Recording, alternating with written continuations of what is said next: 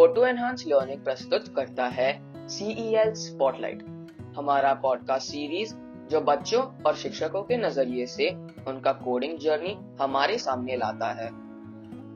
मैं आयुष हूँ और मैं CEL का वॉलंटियर हूँ। आज के इस एपिसोड में हमारे साथ हैं मिस जहीदा देसाई, प्रिंसिपल, शमा मदरसा स्कूल, शाहपुर, अहमदाबाद। नमस्ते, मैं आयुष हूँ। मैं 14 साल का हूँ और कक्षा 9 में पढ़ता हूँ। मैं CEL का वॉलंटियर हूँ और CEL के पॉडकास्ट में आपका स्वागत करता हूँ। पिछले एपिसोड्स में मैंने उन लोगों से बात की जो कोडिंग और टेक्नोलॉजी के जरिए नए विचार सीख रहे हैं और अपने जीवन में बदलाव ला रहे हैं। आज मैं एक विशेष अतिथि का इंटरव्यू लेने जा रहा हूँ जो शिक्षा के क्षेत्र में एक महत्वपूर्ण योगदान दे रही हैं। मिस जहीदा देसाई, प्रिंसिपल, शमा मदरसा स्कूल, शाहपुर, अहमदाबाद, जो एक एक्सपीरियंस्ड प्रिंसिपल है, अपने स्कूल के छात्रों को 21st सेंचुरी स्किल्स के लिए तैयार कर रही हैं। आइए उनके सफर और उनकी सोच के बारे में सुनते हैं। नमस्ते जहीदा मैम। नमस्ते, अस्सलाम वालेकुम। आज के पॉडकास्ट में तहे दिल से मैं आपका स्वागत करता हूँ। क्या आप हमें अपने और अपने स्कूल के बारे में बता सकती हैं? आपने एजुकेशन सेक्टर ही क्यों चुना?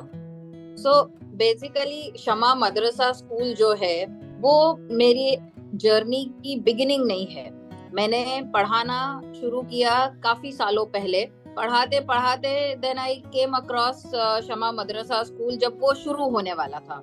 2012 में जब मैं ऑलरेडी 7-8 साल से एजुकेशन फील्ड में थी, बिकॉज टीचिंग एक ऐसी चीज थी जिसमें मुझे हमेशा से इंटरेस्ट था, मजा आता था। मैंने घर पे भी बच्चों को पढ़ाना शुरू किया था and then slowly and gradually मैं 11th-12th के बच्चों को कॉमर्स पढ़ाती थी। तो मुझे मेरे ही फैमिली फ्रेंड और उनके जरिए पता चला दैट शमा मदरसा स्कूल नाम की एक स्कूल जो है वो बनने जा रही है और बहुत सारे लोग उसमें मेहनत कर रहे थे, अपना वक्त और अपने रिसोर्सेज लगा रहे थे। So I thought that let me also join this. तो मैंने भी उसे इनिशियली तो ये सोचकर ज्वाइन किया था कि कुछ महीनों के लिए मैं भी अपना वॉलंटियरिंग दूंगी इसमें, इस इंस्टीट्यूट को सेटअप करने के लिए।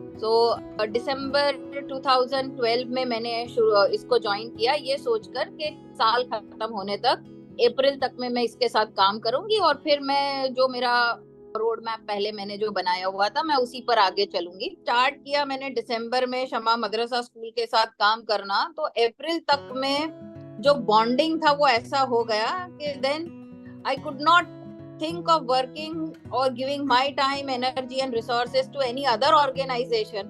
लेकिन शमा के साथ एक बहुत ही स्ट्रॉन्ग बॉन्ड बन गया और 2012 दिसंबर से आज तक मैं शमा के साथ ही हूँ एंड आई होप कि मैं जब तक काम करूँ अच्छा काम करूँ और शमा के साथ काम करूँ।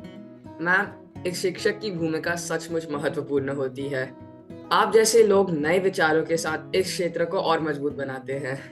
तो मैम, अगला सवाल, आपकी राय में 21st सेंचुरी स्किल्स क्या है और कोडिंग और कंप्यूटर साइंस इनमें क्या भूमिका निभाते हैं? टू माय अंडरस्टैंडिंग सेंचुरी एक ऐसा वर्ड है जो स्टेगनेंट है, लेकिन हर टाइम लैप के साथ ये सेंचुरी बदल जाती है। आज से कुछ वक्त पहले लोग बात कर रहे थे 20th सेंचुरी की, अभी हम बात कर रहे हैं 21st सेंचुरी की, कुछ वक्त के बाद हम बात करेंगे 22nd सेंचुरी की। तो सेंचुरी वैसा ही रहता है, लेकिन उसके आगे लगने वाला जो नंबर है वो कंटिन्यूअस बदलता रहता है। इसे हम कहते हैं चेंज इज कांस्टेंट, राइट? कि बदलाव जो है वो परमानेंट है, वो हमेशा होने वाला है, हो रहा था, हो रहा है, हो रहा होगा। पहले सेंचुरी का एक फिक्स्ड ड्यूरेशन था कि भाई तब बदलाव जो आएगा वो 100 सालों में आएगा, 50 सालों में आएगा। अब बदलाव की जो टाइम लिमिट है वो बहुत ज्यादा छोटी हो गई है ना? बहुत फास्ट चेंजेस हो रहे हैं। बच्चे जब पढ़ते हैं तो उनकी लाइफ के ऑलमोस्ट 20 इयर्स मिनिमम पढ़ाई में लगते हैं, फिर वो मार्केट रेडी होने के लिए मेहनत करते हैं and then they come out in the market, right? अब अगर बच्चे पढ़ कुछ और रहे हैं और जब उन्हें कुछ काम करना है, राइट, उस वक्त की रिक्वायरमेंट अगर उनकी पढ़ाई के साथ मैच नहीं कर रही तो वो अपने नॉलेज को कहाँ इस्तेमाल करेंगे? और जिस वक्त वो वर्कफोर्स में एंटर करेंगे, उस वक्त की जो रिक्वायरमेंट है, अगर वो उसके लिए तैयार नहीं है तो वो चेंज को एम्ब्रेस कैसे करेंगे? How will they embrace change? वक्त के साथ कैसे चलेंगे? टारगेट ये नहीं है कि हम स्टूडेंट्स को 21st सेंचुरी रेडी कर रहे हैं, हम स्टूडेंट्स को करंट सिनेरियो के साथ, अडेप्टेशन के साथ, चेंज को एम्ब्रेस करके कुछ ऐसा बनाने की कोशिश कर रहे हैं कि वो सोसाइटी में, वर्ल्ड में एक पॉजिटिव कंट्रीब्यूशन दे सके और ग्रोथ के साथ आगे बढ़ सके. It is not very limited only to 21st century, but it is a growth mindset that we are working with. मेरे ख्याल में आज हर एक जो इस बात को समझता है वो इससे जरूर एग्री भी करेगा. तो मैम, आपने जो कहा बहुत सही था. तो आपके ख्याल से ये जो क्या स्किल्स ज़रूरी है कोडिंग और कंप्यूटर साइंस सीखने में, और ये स्किल्स इसमें क्या भूमिका निभाते हैं? वर्ल्ड इज अ प्लेटफॉर्म, है ना. एक छोटे से मोबाइल के अंदर the whole world fits in, है ना. पहले ये था कि भाई आपको बड़ा कंप्यूटर ही चाहिए या आपको बड़ा लैपटॉप ही चाहिए, लेकिन अब चीजें कॉम्पैक्ट हो रही है, तो वर्ल्ड भी बहुत छोटा हो गया है, राइट. पहले अगर इंडिया में अहमदाबाद में बैठकर किसी को लंदन देखना हो तो उन्हें लंदन का टिकट खरीदना होता था, ट्रैवल करके जाना होता था. अभी मुझे सिर्फ गूगल से कहना है शो मी लंदन और वो मुझे पूरा जगह दिखा देगा. कोडिंग और कंप्यूटर, आई थिंक वो आज के इस टाइम की बेयर मिनिमम रिक्वायरमेंट है. आज के इस दौर में अगर आपको कोई पॉजिटिव कंट्रीब्यूशन करना है, प्रोडक्टिविटी अपनी बढ़ानी है, वक्त के साथ चलना है, तो programming, coding, computers, artificial intelligence, ये सारी चीजें ऑलमोस्ट इनएविटेबल है. अगर आप कहें कि मैं इनमें से किसी भी चीज को ना सीखूं, ना इस्तेमाल करूं, तो फिर आप काम नहीं कर पाएंगे, राइट. तो ये सारी चीजें बहुत इम्पोर्टेंट है, लेकिन मैं ये भी कहूंगी कि ये सारी चीजें एंड नहीं है ना. ऐसा नहीं है कि आपने आज का कोडिंग सीख लिया या आज का आर्टिफिशियल इंटेलिजेंस सीख लिया तो अब आप बिल्कुल सक्षम हो गए, राइट. बिकॉज ये तो आज का इन्वेंशन है या आज का जो भी ग्रोथ है, ये आगे और इम्प्रोवाइज होता जाएगा और बढ़ता जाएगा, राइट. सो आई थिंक ये बहुत जरूरी है कि हम जब जिस दौर में है, जिस टाइम में है, उसके साथ अपग्रेडेड रहे, राइट. फिलहाल कोडिंग जितना डेवलप हुआ है उतना अगर आज हमने सीख लिया तो आगे जितना भी ये और डेवलप होगा, हमें वो सीखने में बहुत मदद हो. सो ये सीखना आज सिर्फ रिक्वायरमेंट नहीं है, मैं ये कहूंगी कमेंडेटरी है, कि वो जरूरत है आज की. मैं भी मानता हूँ मैम कि कोडिंग के माध्यम से छात्रों में नए तरीके से सोचने की क्षमता बढ़ती है. ये मेरा ख्याल है, और आपने जो भी कहा बहुत सही था. CEL कार्यक्रम के साथ आपका अनुभव कैसा रहा है? यह कैसे शुरू हुआ? तो 2017 में जब इरफान सर ये सोच और ये आइडिया के साथ मुझसे मिले थे, तो उस वक्त कोडिंग एक ऐसी चीज थी जो ये माना जाता था कि भाई जो हाई एंड प्रोग्रामर्स है वही लोग कोडिंग कर सकते हैं. कोडिंग कोई बच्चों के लिए है ही नहीं, और ये चीज बच्चों को क्या काम आएगी, बच्चों के लिए तो ये कोई मतलब काम की चीज ही नहीं है. और उस वक्त 2017 में जब इरफान सर के साथ मैं, हमारे डायरेक्टर्स थे, ट्रस्टीज थे, हम लोगों की जो मीटिंग हुई, उसमें ये तय हुआ कि इरफान सर एक नया वेंचर जो शुरू कर रहे हैं तो हम उनके साथ हैं, एंड शमा मदरसा स्कूल उनका प्लेटफॉर्म होगा जिसके माध्यम से वो बच्चों को कोडिंग सिखाना शुरू करेंगे. उस वक्त जितनी भी दूसरी स्कूल्स या दूसरे एजुकेटर्स थे जिनके साथ हमारी बातचीत हो रही थी, जिनके साथ हमने ये आइडिया शेयर किया, काफी लोगों ने सराहा, एनकरेज किया, और कुछ लोगों ने ये भी कहा कि आप ये अपना स्कूल का और बच्चों का वक्त और रिसोर्सेज जो है आप गलत जगह इन्वेस्ट कर रहे हैं. ये चीज स्कूल में करने की कोई जरूरत नहीं है, मार्केट में आया भी नहीं है और प्रूफ भी नहीं हुआ है कि सक्सेसफुल है, तो इतने इनिशियल फेज में आप ये क्यों कर रहे हैं? इसको थोड़ा एस्टैब्लिश हो जाने दो, मतलब बहुत सारे लोग करके अपना रिव्यू दे दें, तब हम जाके ये करेंगे. तो हमने ये कहा कि हम क्यों उन लोगों के रिव्यू का इंतजार करें, क्यों ना हम इसे हमारे स्कूल में करके हम रिव्यू दें कि इस चीज का ये फायदा है. सो आई थिंक 2017 में कहीं पे भी बच्चों को कोडिंग नहीं सिखाई जा रही थी, तब इरफान सर ये थॉट लेकर आए और हमने शमा मदरसा स्कूल में 4th स्टैंडर्ड से लेकर 9th स्टैंडर्ड तक के बच्चों को कोडिंग सिखाना शुरू किया। और उस वक्त इरफान सर अपनी टीम में एक अकेले सोल्जर थे, और फिर स्लोली एंड ग्रेजुअली उनकी टीम बनती गई। तो इरफान सर खुद क्लासेस भी लेते थे, और हमारे जो कंप्यूटर के टीचर थे उन्हें भी वो कोडिंग सिखाते थे, because coding as a subject हमारे जो कंप्यूटर के टीचर थे उनके लिए भी बहुत नया था। तो इरफान सर बच्चों को भी सिखाते थे, हमारे टीचर्स को भी सिखाते थे, कंप्यूटर के टीचर्स को। यह सुन के बहुत अच्छा लगा मैम कि सीईएल ने आपके स्कूल में कोडिंग और टेक्नोलॉजी को बढ़ावा दिया। जैसे आपने कहा इरफान सर भी एक लोन सोल्जर थे, तो अच्छा लगा कि आपने इस सीईएल में ट्रस्ट देके अपने स्कूल में कोडिंग और टेक्नोलॉजी को बढ़ावा दिया। आपके ख्याल से क्या छात्रों को सीईएल प्रोग्राम पसंद आ रहा है? क्या आप सीईएल प्रोग्राम से जुड़ी किसी एक खास याद को शेयर कर सकती हैं? सीईएल प्रोग्राम में इनिशियली ऑफ कोर्स वो कुछ बच्चे जिन्हें कंप्यूटर और टेक्नोलॉजी में इंटरेस्ट था, वो तो डेफिनेटली बहुत ही ज्यादा एक्टिव और पॉजिटिव एंथुसियाज्म के साथ काम करते थे। कुछ बच्चों का ये देखा गया था कि उन्हें इनिशियली बहुत ज्यादा उसमें मजा नहीं आ रहा था, लेकिन स्लोली एंड ग्रेजुअली जब उन्होंने फर्स्ट हैकेथॉन जो हमारी स्कूल में हुआ, उससे बच्चों को बहुत ज्यादा एक सोच मिली, एक प्लेटफॉर्म मिला, होराइजन्स डेवलप हुए उनके, कि हम इस प्रोग्राम के जरिए क्या कुछ नहीं कर सकते हैं। पहले कुछ बच्चों का ये था कि भाई जैसे हम नॉर्मल किसी भी सब्जेक्ट के सिलेबस को पढ़ते हैं, चैप्टर्स को पढ़ते हैं, उसी तरह कंप्यूटर में भी एक ये नया सिलेबस आया है जिसको हम पढ़ना है, सीखना है। लेकिन जो पहला हैकेथॉन जो हमने हमारे स्कूल में किया, जिसमें सिर्फ हमारे स्कूल के बच्चों ने पार्टिसिपेट किया था, उस हैकेथॉन के जरिए बच्चों को जब हमने यूएन सस्टेनेबल गोल्स जो थे 17, उसमें से एक गोल इन्हें दिया था कि कैसे आप पोल्यूशन को कम कर सकते हैं, गंदगी को कम कर सकते हैं, और रिड्यूस, रीयूज और रिसाइकल वाला जो था, काफी बच्चों ने उस पर भी अपने प्रोग्राम्स बनाए थे।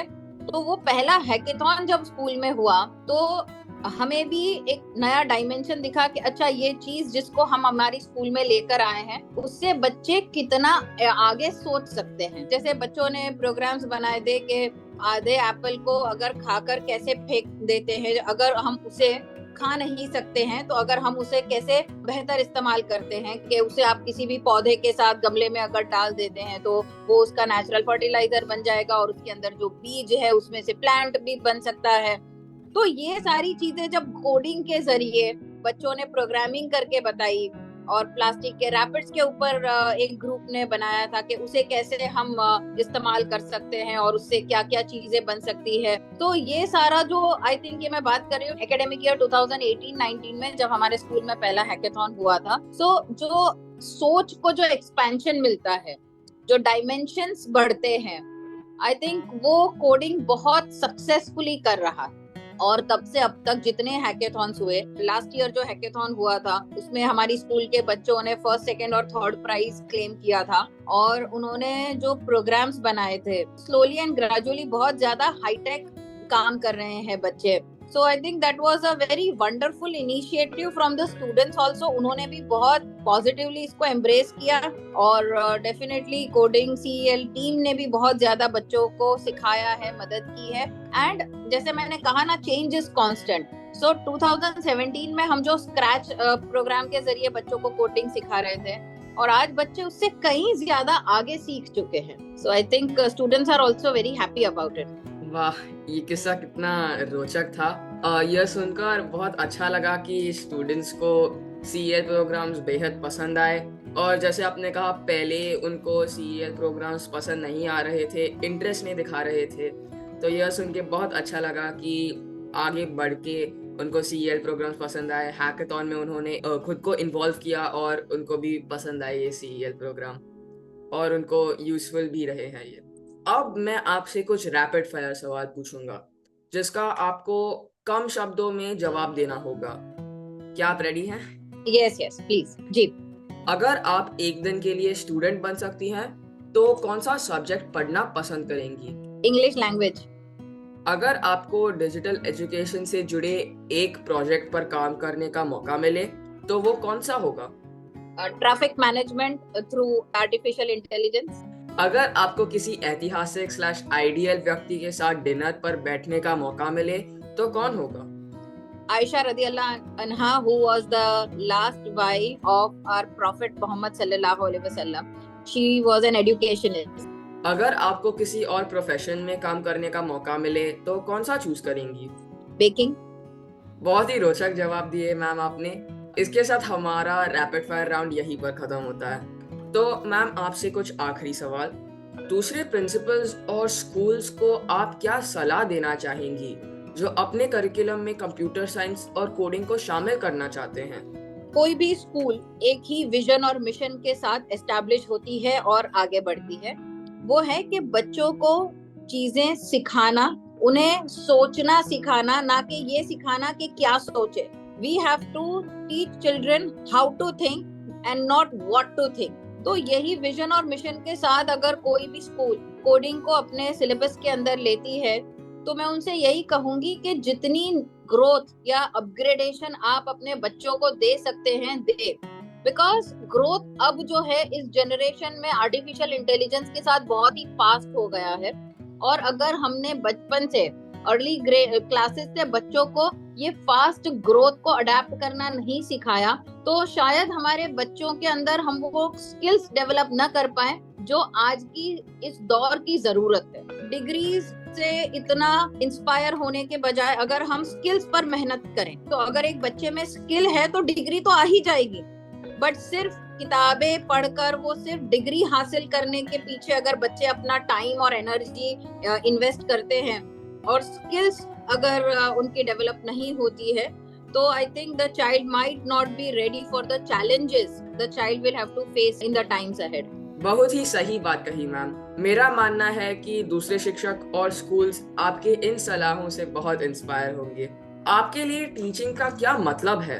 टीचिंग मतलब मेरे लिए अगर मैं कहूँ तो इट इज लर्निंग, सीखना। जब भी हम कुछ सिखाते हैं तो उसमें अगर सीखना इन्वॉल्व है तो वो बहुत सक्सेसफुल हो जाएगा। Teaching is synonymous to learning. Teaching का मतलब सिर्फ दूसरों को सिखाना नहीं होता, क्योंकि अगर हम सिर्फ वहाँ पे रुक जाते हैं तो इसका ये मतलब होता है कि जो मैंने पहले सीखा है मैं सिर्फ उतना ही सिखाऊंगी। लेकिन अगर टीचिंग का मतलब हम सीखना लेते हैं तो ये है कि आज इस दौर में जितनी भी नई चीजें आई है, जितना भी इनोवेशन हुआ है, मैं उस इनोवेशन को सीख कर सिखाऊंगी। राइट, आज से डेकेड्स पहले जो एजुकेशन सिस्टम था जिसमें मैं स्कूल में पढ़ी हूँ, अगर मैं वहीं पर अटक जाऊंगी तो मेरी क्लास में बैठने वाले बच्चे भी वहीं पर रहेंगे, उसी दौर में रहेंगे। उनका ग्रोथ या उनकी रिक्वायरमेंट ये है कि उनको करंट इनोवेशन के साथ पढ़ाया जाए। तो अकॉर्डिंग टू मी टीचिंग का मतलब सिखाना बाद में,